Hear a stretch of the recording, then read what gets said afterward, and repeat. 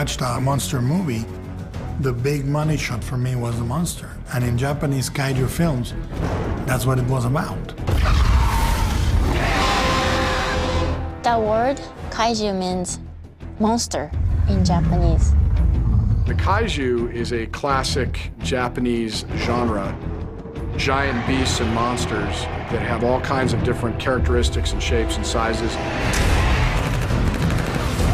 Kaijus in Japan have many, many forms. And we wanted to stick to the basic groups of kaijus that would be based on life forms that exist on Earth. We tried to echo real animals. So we tried to echo a gorilla, we tried to echo a shark. If you can imagine a crocodile and a lizard, okay? Well, the lizard is the dinosaur, and the crocodile is the kaiju. Huge, grotesque, much more fierce.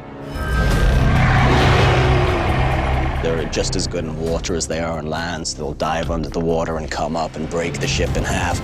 It's pretty brutal. The moment you saw them on the screen the first time, you knew that they were deadly. They were capable of destroying the Jaeger. One of the rules I gave to the kaiju designers is I wanted to think how a man in a suit would fit in there. The kaijus are trying to honor the spirit and the feeling of the classical kaiju. We are keeping them mostly two-legged, not humanoid, but sort of a silhouette that reminds you of those classical ones. And every week we would do an American Idol.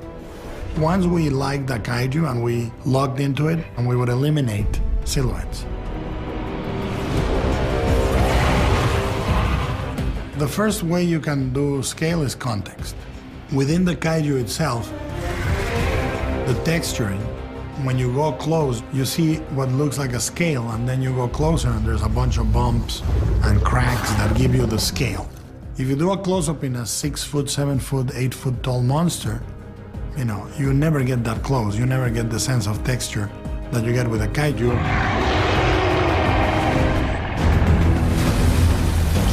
I think you're certainly going to look at Guillermo's kaiju and say they're pretty damn cool. There's something very pure and very full of love in monster movies, even more so in kaiju movies. You just love the creatures. This movie speaks to the kid in me in a way that no other movie I've ever made does.